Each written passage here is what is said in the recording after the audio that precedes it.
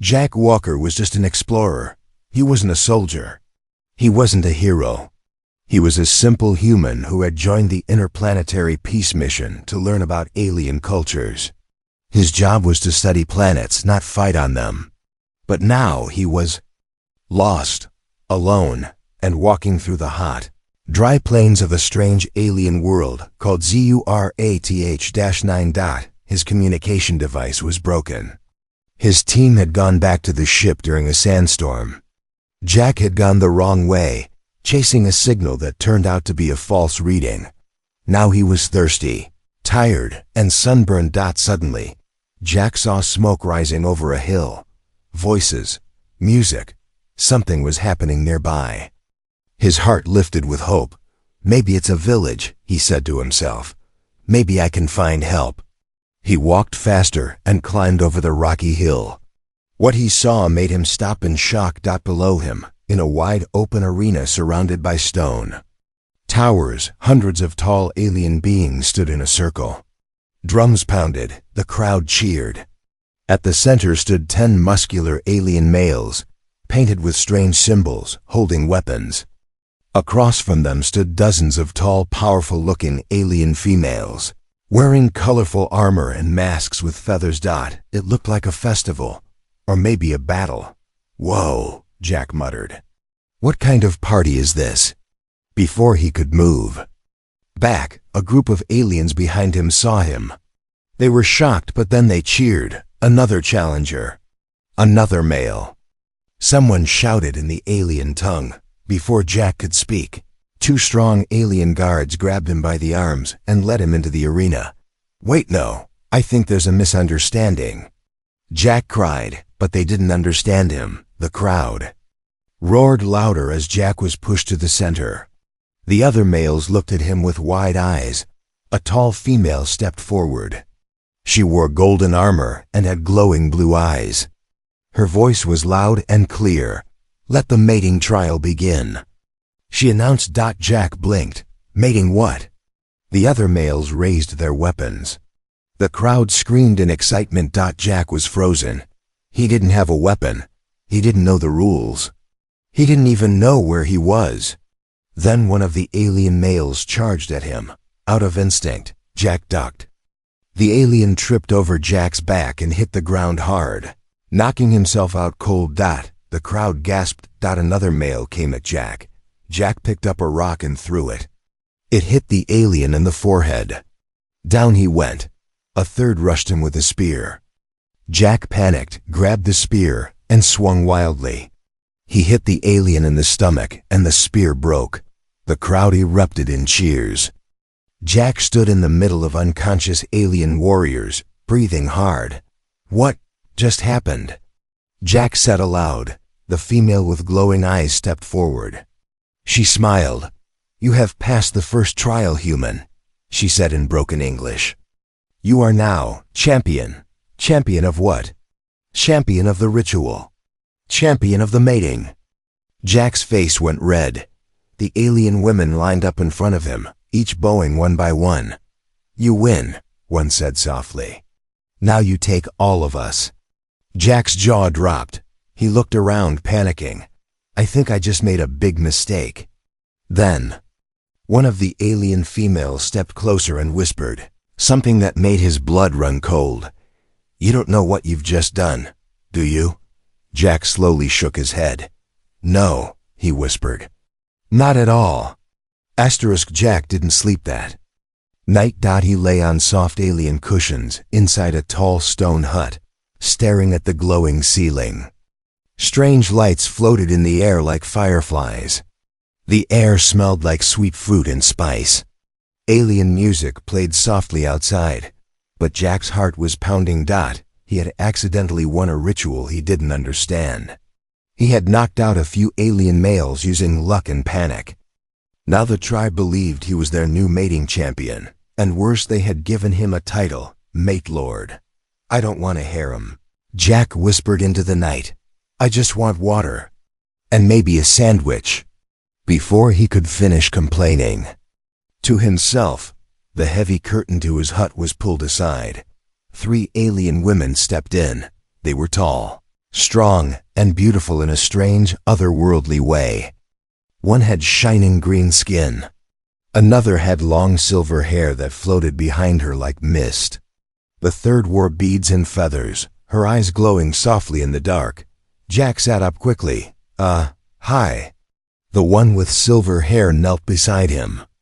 "We've come to serve," she said in simple English. "You won the trial. You are the master now."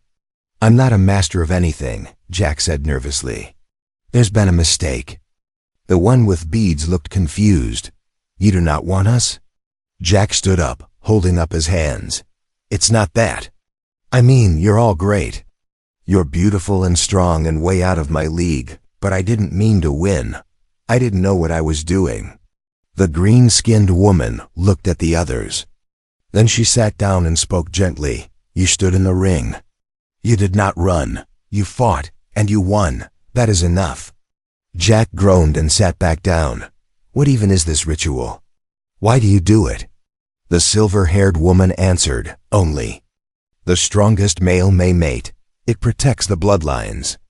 If a weak male wins, it means he is clever. Or lucky, that is also strength." Jack frowned. "But the losers, what happens to them?" "They go back to the work camps. Some are punished for failing. Some are not allowed to try again for many seasons." Jack looked horrified. "That's horrible." Beads nodded. "It is tradition." Suddenly there was shouting outside, a loud, angry voice. Then heavy footsteps. The curtain was torn open, and a huge alien male burst into the room. His skin was dark purple. His arms were like tree trunks. He had old battle scars across his chest. "You cheated!" he roared. "A weak prey animal cannot be mate lord." The women quickly stood in front of Jack. "You lost with your own hands," one said bravely. "I demand the second trial," the male growled. Jack stood up. "What's the second trial?" The big alien smiled cruelly. "The trial of proving, one-on-one, in the fire ring." Jack's heart dropped. "I just wanted to find clean water." He mumbled, but the tribe had heard the challenge. The drums began again. Another fight was coming, and this time, Jack knew there would be no lucky accidents asterisk. The fire ring smelled like burning bones. Jack stood barefoot on the warm stone floor, staring at the circle of flames that surrounded him. The crowd was louder than ever, not cheering this time, but chanting, demanding, hungry. They didn't see him as a guest anymore. They saw him as a thief who had stolen their strongest females. He wasn't the champion now. He was a problem, a mistake, a human who didn't belong. Across from him stood Droger, the massive alien warrior who had challenged him, 8 feet tall, covered in dark purple scales. His breath was like steam. His eyes burned with hate. "He wants to crush me," Jack whispered to himself. "Not just beat me, he wants to erase me." A loud horn blew. The crowd went silent. The trial of proving had begun. Droger smiled and took a step forward. "You are not one of us," he said in rough English. "You win by luck. Now you will lose by blood." Jack didn't reply. His hands were shaking. He had no armor, no weapons, just his instincts and a brain that wouldn't stop yelling, "Run."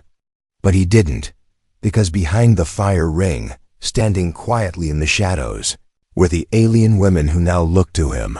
One of them, the silver-haired woman from before, whispered, "If you give up, they will punish us. We chose you. Now we belong to you. Win or we suffer." That one sentence made Jack's fear shift into something else. Determination. He didn't know how to fight Droger, but he knew how to stay alive. The fight began. Droger charged like a wild beast. Jack rolled to the side. The stone cracked under Droger's punch. The crowd roared. Jack grabbed a loose piece of metal from the ground, probably left from a past trial, and used it like a shield. Droger struck again. Sparks flew. Jack dodged, ducked, used Droger's size against him. He didn't fight with strength. He fought with speed, agility, cleverness. and slowly. The crowd noticed. "Look at him," someone whispered. "He moves like wind. He watches, and then strikes like a snake. He learns." For a moment, even Droger hesitated. He had never fought someone like this. Jack faked left, slid under Droger's arm, and jumped onto his back. He used the metal shard to press against Droger's neck, not to kill but to show he could.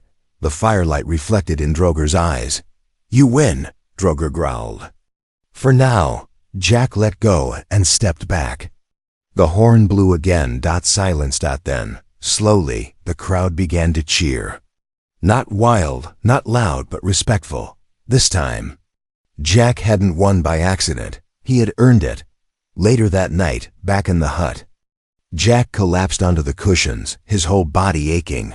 The silver-haired woman sat beside him. "You did it," she said. Jack shook his head.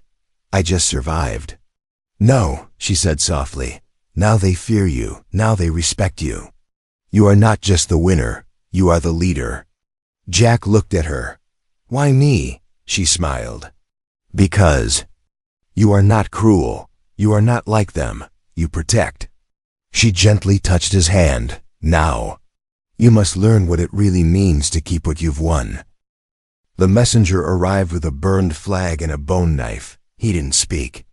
He just dropped both items at Jack's feet and bowed. Jack stared at the strange objects, unsure what they meant. The silver-haired alien woman beside him paled. "What is it?" Jack asked. Her voice was low, serious. "It's a challenge from the Ashfang clan." Jack blinked. "The who?" She answered slowly. "They are not like us. They do not test with rules. They do not fight for mates. They fight for dominance. They hurt a human won our mating trial. They don't believe it. So they want proof?" She shook her head. "They want a trial of death. Fire, bone, and blood. If you lose, we all belong to them." Jack sighed. "Of course. I win by mistake, and now the whole planet wants to kill me." 3 days later, the Ashfang camp was built around a deep crater filled with black smoke and fire vents. Their warriors wore armor made of bone and fire-resistant leather. Jack stood at the edge, shirtless, sweating, his heart pounding again. Tall alien with red skin and jagged teeth pointed at the crater. "This is where champions are made," he growled. "Or broken." The trial had 3 stages. Fire. Jack was thrown into a circular maze filled with fire traps and steam jets. The floor was hot, the air burned his lungs, and every turn was deadly. But Jack didn't run wild. He stopped. He watched. He remembered what the tribal queen had once said. Cleverness is a kind of strength. He used his belt to block steam vents. He slid under a fire trap when it paused. He even used smoke to hide himself from watchers above. He reached the center. Alive. The Ashfang stared down in shock. Stage 1. Passed. Bone. In the second test, Jack entered a pit filled with the skeletons of giant beasts. His task? Build a weapon using only bones and survive an attack from a live predator released into the pit. He found sharp ribs, broken jaws, long femur bones. He built a crude spear, tied with scraps from his torn shirt. Then the gate opened. A beast with 6 legs and glowing eyes charged at him. Jack didn't try to stab it head-on. Instead, he used the narrow pathways between bone piles to trap it, making it stumble. When it lunged, Jack jammed the bone spear into its mouth and leaped aside. The beast crashed into a wall of skulls and didn't get back up. The Ashfangs above went silent. Stage 2. Passed. Blood. The final stage was personal. Jack had to face one of their warriors, Virak, their champion, bigger than Droger. Covered in tattoos made from molten ash. No weapons. No tricks. Just fists, pain, and blood. Jack knew he couldn't outpunch Virak, but he could outlast him. He dodged, rolled, moved in small bursts, let Virak wear himself out. When he finally struck back, it was with precision, not power knees, elbows and headbutts. After minutes of brutal combat, Jack collapsed. But so did Virak. They both lay still, and then Jack stood up first. The Eshfang chieftain looked down at him, eyes narrowed. "This human is deathless," he said. "We accept the result." The crater roared with cheers. Jack was barely standing. Blood covered his chest. His legs shook. But deep down, he knew he didn't win because of luck anymore. He won because he had earned it. She watched him from the shadows. She had never joined the cheers, never bowed before him, never spoke his name. While the others praised Jack as a champion, she remained silent. Her cold golden eyes followed him, measuring him not as a mate, but as a threat. Her name was Karina, first daughter of the Wargate matrons, last undefeated female of the ancient bloodline. And the true final trial, Jack didn't even know she existed until she walked straight into his camp one night, past the guards, and stood before his fire like a ghost in armor. The other alien women backed away instantly. Jack looked up from cleaning his bruised hands. "Who are you?" he asked. Karina said nothing. Instead, she threw something at his feet, a bone crown, the same kind worn by tribal rulers. "You won males. You survived beasts. You faced fire and blood," she said at last. "But you have not faced me." Jack stood slowly. "I thought the trials were over." "They were," she said. "But I am not a trial. I am the last key." He raised an eyebrow. "Key to what?" Karina stepped closer. "To everything." Later that night, the two stood in the moon ring, a sacred stone platform surrounded by whispering winds and glowing blue flowers. This trial was not about fighting, not strength, not survival. It was the mating dance, a test of balance, control, and desire. Jack was confused at first. There were no weapons, no judges, just her, and the strange music that came from the stones themselves. Karina moved like a storm-fast, graceful, powerful. She spun around him, testing his timing, pushing his reactions, forcing him to follow her rhythm. He stumbled twice. She laughed. "You are smart, human, but your body is slow," Jack smiled. "Maybe, but I learn fast." This time, he stepped forward, turned with her, mirrored her movements.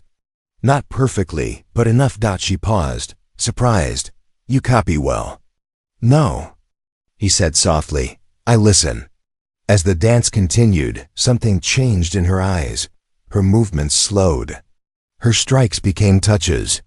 Her smirks turned into smiles. No one had ever matched her like this, not with fists, but with understanding. Finally, she stopped moving and placed her palm against his chest.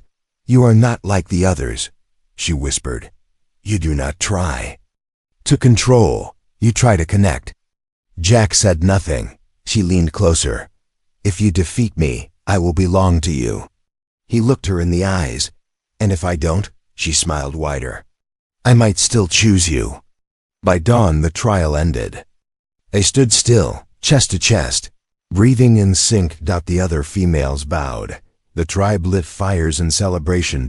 And for the first time since arriving on this alien planet, Jack didn't feel like a stranger. He felt like a bond had been formed. One, not by power, but by trust. He thought winning would feel like peace. But now, sitting on the high stone throne, Jack felt like a man made of glass, tired, watched, and one wrong move from breaking. The alien tribe had dressed him in royal cloth. They called him Mate Lord, Peacebringer, and Chosen Flame. But Jack didn't feel powerful. He felt surrounded. Every female in the camp looked to him for leadership.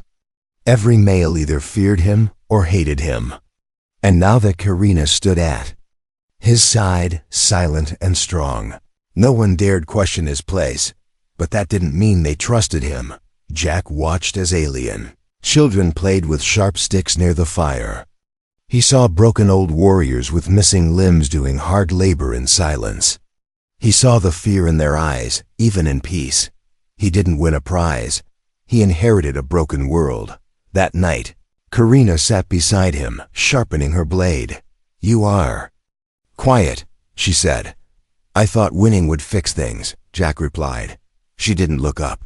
You are not here to fix. You are here to lead. I never asked to be leader. Neither did I, she said, but they follow strength. And now they believe you are strong. Jack looked down at his hands. I won because I ran fast. I ducked, I thought quick. But that's not the same as leading people. Karina finally turned to him. It is more. You think before you act. You care. You protect. She leaned closer. They've never had a leader who did that. The next morning, a group of alien females approached his throne. They weren't from his tribe. They were thinner, sick-looking, and carried no weapons. Who are you? Jack asked. One knelt. We come from the shattered clans. When they heard, the human had changed the law of strength. We ran here. Jack's heart ached. They were refugees, cast out, seeking shelter. He looked at Karina. She nodded slowly. They want to be part of what you are building, she said. A new order. Jack stood from the throne. No, he said, not what I'm building, what we build together. Later, he gathered both males and females. He stood on a high platform under the alien sun and raised his voice. No more trials for blood, he said. No more rules where love is earned by pain. I didn't come here to own anyone. I came here to survive and protect. The crowd murmured, I don't want to be your king. I want to be your partner. If I must lead, then I lead with open hands, not closed fists. Some older warriors walked away, but the women stayed. The children listened, and slowly, hope returned to the camp. The ship that landed wasn't built for peace. It came from the stars, black and sharp, with red lights glowing like angry eyes. Its engines burned deep into the earth as it settled above the camp. Out stepped armored soldiers, not aliens, not human, but something in between. Genetically designed hunters, bred only to conquer. They didn't ask questions. They pointed their weapons at the tribe and said one thing: surrender the human, or be erased. Jack stood at the front of the tribe, shoulders squared. Karina beside him. He had no army, no war machines. Just a tribe of females, a few broken warriors, and scared children. But he did not step back. Instead, he said calmly, You want me? Come take me. The soldiers moved forward, and something strange happened. Every alien female moved in front of Jack, one by one. Even the smallest, the weakest, the oldest. They stood between him and the soldiers. They didn't care if they died, because he was no longer just a human. He was theirs. Karina raised her weapon. This is your trial now, Jack Walker, she said. Not for mates, not for glory, but for your people. Jack nodded, eyes focused. For all of us. The battle was fast and brutal. Jack fought not with strength, but with what made him truly powerful: strategy, heart, and fearlessness. He led them through narrow paths, used fire pits as traps, and turned their own tech against them. He fell once, bled twice. But he stood every time. The tribe followed him like a storm. Together, they broke the soldiers. When the smoke cleared, only one figure stood above the flames. The human Dot, and the world would never forget his name again. Weeks later, tribes across the planet began to change their laws. No more trials by death. No more forced mating. No more power without kindness, because of one human who came by mistake and stayed by choice. Jack Walker, the mate lord who chose love over control, the fighter who taught them peace. He didn't return to Earth. He stayed, built schools, taught farming, raised children, some human, some not. He wasn't just a leader. He became a legend.